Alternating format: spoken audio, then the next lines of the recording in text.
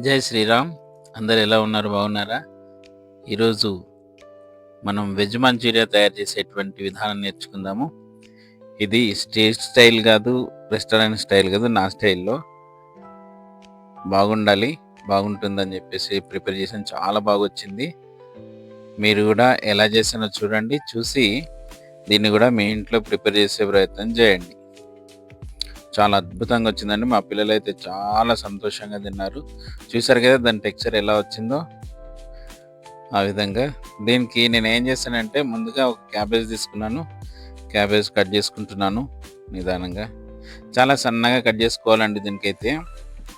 ఆ చాకు మాత్రము షార్ప్గా ఉండాలి. షార్ప్గా లేకపోతే పెద్ద పెద్దగా కట్ చేయడానికి అవుతుంది.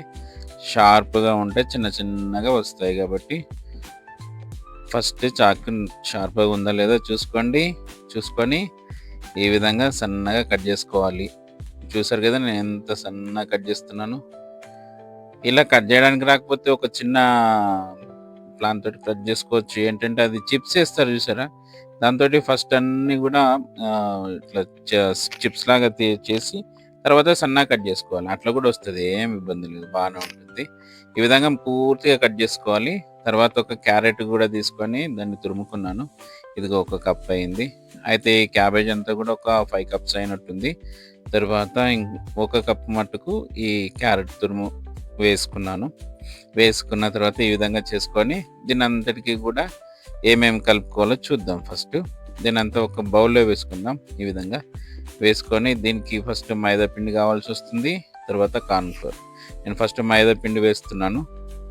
దీనికి లెక్క ఉండదండి. దానికి ఎంత కావాలో చూసుకొని మన అందాజ కోసం వేసుకోవడమే. కొంచెం తక్కువ అయితే మళ్ళీ కలుపుకుంటూ యాడ్ చేసుకుంటూ ఉండాలి. ఫస్ట్ మైదా పిండి వేసాను, తర్వాత కార్న్ఫ్లోర్ వేసాను. ఇప్పుడేంటి కారం వేసాను చూడండి. తర్వాత తగినంత ఉప్పు వేసుకోవాలి. వేసుకొని దీన్ని అంతటిని కూడా కలుపుతూ ఉండాలి. ఇందులో నీళ్లు వేయకూడదండి. నీళ్లు వేస్తే పూర్తిగా లూజ్ అయిపోతుంది. ఇందులోంచి వాటర్ వస్తాయి, మీకు కూడా తెలుసు కదా. ఈ విధంగా పూర్తిగా కొంచెం ప్రెస్ చేస్తూ కలుపుతూ ఉండాలి. అంతే, కలుపుతూ ఉంటే కొంతసేపటికి అదే మంచి ముద్ద అవుతుంది. చూడండి ఏ విధంగా అవుతుంది. చూసారా కొంచెం చేంజ్ వచ్చింది. ఆ విధంగా చేంజ్ వస్తూ ఉంటుంది. అది చూసారా ఒక మంచి ముద్ద అవుతుంది. ఇందులోంచి వాటర్ వచ్చేస్తాయి. ఈ విధంగా మంచిగా గట్టిగా పిసుకున్న తర్వాత ఇందులో ఒక మైదా పిండే కానీ ఇది కొంచెం చూసుకుంటూ వేసుకుంటూ చేయాలి. ఈ విధంగా ముద్ద అయిన తర్వాత ఇట్లా చిన్న చిన్న బాల్స్ మనం చేసుకోవాలి. ఇట్లా చేసి పెట్టుకుందాము. చేసి పెట్టుకున్న తర్వాత వీటన్నిటిని కూడా మంచిగా నూనెలో గోలించుకోవడమే. ఫస్ట్ నేను టెస్ట్ చేశాను, అది ఆయిల్ కాలిందా లేదా. కాలింది. తర్వాత ఒక్కొక్కటిగా నిదానంగా ఆ బాల్స్ అన్నిటిని కూడా నూనెలో డీప్ ఫ్రై చేసుకోవడమే. చేసుకుని మంచిగా గోలిన తర్వాత అన్నీ ఒకసారి తీసుకుందాం. చూద్దాం ఎంత బాగా వస్తుందో. ఈ విధంగా నిదానంగా బాల్స్ కరెక్ట్ కాకుండా చూసుకొని నిదానంగా అన్నీ వేసుకోవాలి. మంచి కలర్ వచ్చేదాకా కూడా వేయించుకోవాలి. దీన్ని ఆయిల్లో వేయించుకున్న తర్వాత ఇవి ఏంటంటే మనకు పిండి కొంచెం తక్కువ అయినా కానీ నూనె ఎక్కువ తీసుకుంటుంది. పిండి ఎక్కువైంది అనుకోండి గట్టిగా అయిపోతుంది. కాబట్టి కొంచెం చూసుకుంటూ ఈ మైదా పిండి కార్న్ఫ్లోర్ యాడ్ చేసుకుంటూ మంచిగా కలుపుకోవాలి. ఈ పిండి కలుపుకోవట్లోనే ఉంటుంది మొత్తం అంతా కూడా. కాబట్టి చాలా జాగ్రత్తగా చేసుకునే విధంగా గోలిస్తూ ఉంటే కనుక చాలా బాగా వస్తాయి. చూసారు కదా కలర్ మారుతుంది. ఆల్మోస్ట్ గోలినట్టే ఉన్నాయి. గోలయండి. తీసుకుందాం ఇవన్నిటిని ఇప్పుడు ఒక్కొక్కటిగా ఇట్లా చూసి చాలా మంచిగా కలర్ వచ్చిన తర్వాత ఈ కలర్ మంచిగా ముదురు దీని ఏమంటారండి, ఏం కలర్ ఇది? బంగారు కలరా? ముదురు బంగారు కలర్ వచ్చేదాకా చూసుకోవాలి. ఇది చాలా బాగా గోలింది. చూసారా? వీటన్నింటిని కూడా తీసి పక్కకి పెట్టేస్తున్నాను. మా పిల్లలైతే ఇవి అయినాక ఒక్కొక్కటి మెల్లగా వస్తూ ఉంటారు, తీసుకెళ్ళిపోయి తింటూనే ఉంటారు. ఇవి బాగుంటాయి, అసలు మామూలుగానే బాగుంటాయి. కానీ మళ్ళీ తర్వాత అన్ని సాస్ చేస్తాం కదా, వేసినప్పుడు ఇంకా చాలా బాగా వస్తాయి. ఈ విధంగా అన్నీ కూడా వేసుకోవాలి. తీసి పక్కకి పెట్టేసుకుందాము. నాకు ఇంకొక వాయికి కూడా అయ్యాయి, అవి కూడా వేసుకుంటాను ఇప్పుడు. ఇవి అయ్యాయండి. ఫస్ట్ దాని వాయి లోపల ఇవన్నీ కూడా ఈ విధంగా తీసుకోవాలి. చాలా బాగా గోలాయి చూసారా. అదేవిధంగా రెండోసారి కూడా వేసుకుందాము రిమైనింగ్ అన్ని కూడాను. వేసుకొని సేమ్ ఇదే విధంగా పూర్తిగా మంచి రంగు వచ్చే వరకు కూడా వేయించుకుందాం. నిదానంగా చేసుకోవాలి. ఇవన్నీ కూడా మనకు బయట ఎక్కడైనా మనం వెళ్తూ ఉంటే ఫాస్ట్ ఫుడ్ సెంటర్ ముందు నుంచి వెళ్తుంటే మంచి స్మెల్ వస్తూ ఉంటుంది, తినాలనిపిస్తుంటుంది.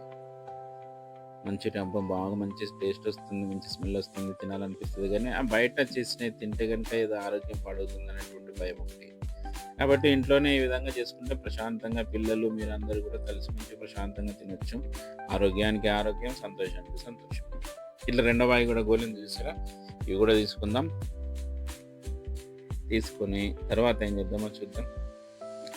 నేను 2 సార్లు తీస్తే 2 సార్లు కూడా ఒకటి కింద పడింది చూసారా? ఫస్ట్ ఒకటి కింద పడింది, ఇప్పుడు మళ్ళీ కూడా పడుతుంది. అది చూడండి, అది ఎందుకో రాలేదు అసలు.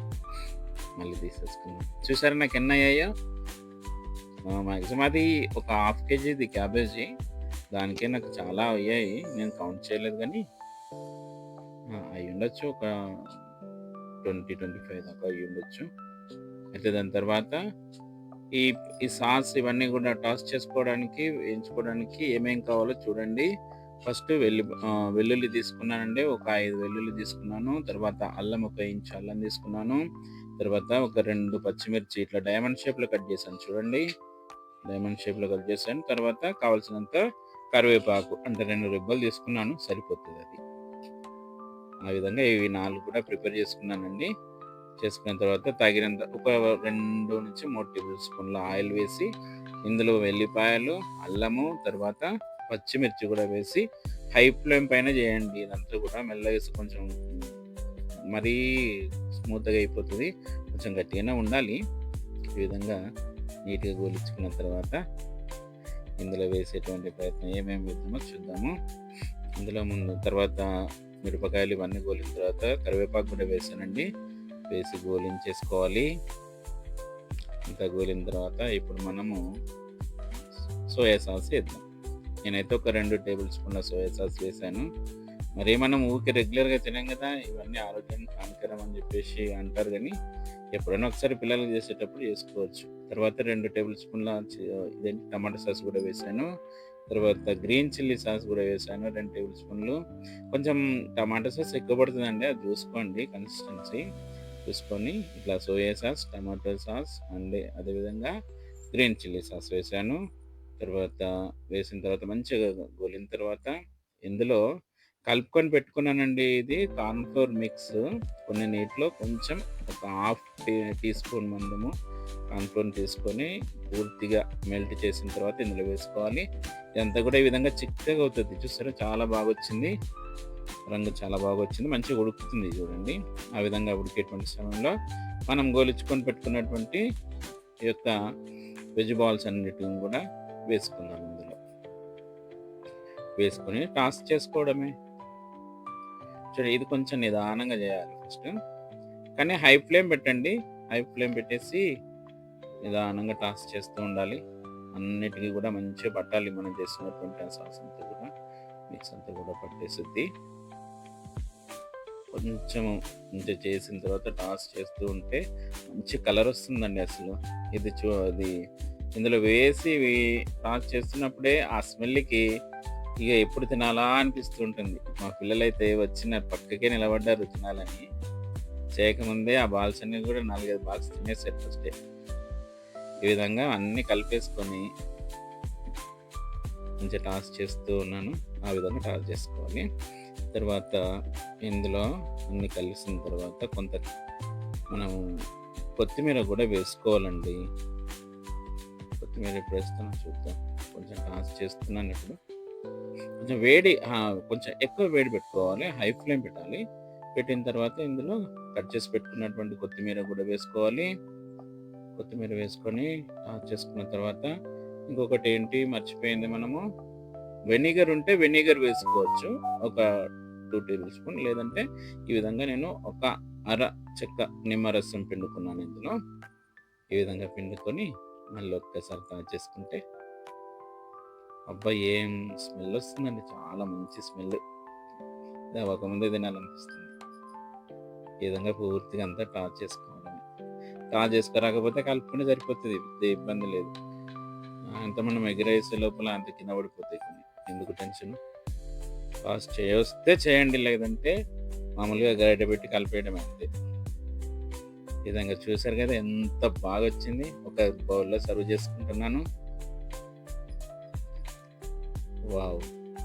ఇది చూస్తేనే తినాలనిపిస్తుంది. ఇదంతా పెట్టేసరికి మా పిల్లలైతే రెడీగా ఉన్నారు. చూడండి నా పక్కకి తిరుగుతున్నారు, అక్కడ కనిపించట్లేదు గానీ. మీరు గూడా ఈ రెసిపీని తప్పకుండా మీ ఇంట్లో ప్రిపేర్ చేసి, తయారు చేసి మీ పిల్లలకు గూడా పెట్టి, మీరు గూడా సంతోషిస్తారని అనుకుంటున్నాను. మీకెలా కుదిరిందో మాకు తప్పకుండా తెలియాలి. మా శారదా కిచెన్‌ని సబ్స్క్రైబ్ చేయండి తప్పకుండాను. లైక్ చేయండి, షేర్ చేయండి, గంట ఐకాన్ పైన క్లిక్ చేయండి. ఇంకా మంచి మంచి వీడియోలు తప్పకుండా మీకు పెడతాము. థ్యాంక్ యూ అండి మీ అందరికీ కూడాను. తప్పకుండా ఈ వెజ్ మంచూరియా చేసి నాకైతే ఒక ఫోటో పెట్టండి. కామెంట్ రూపంలో మీకెలా వచ్చిందో తెలియజేయండి. ఓకే మరి ఉంటాను. బాయ్.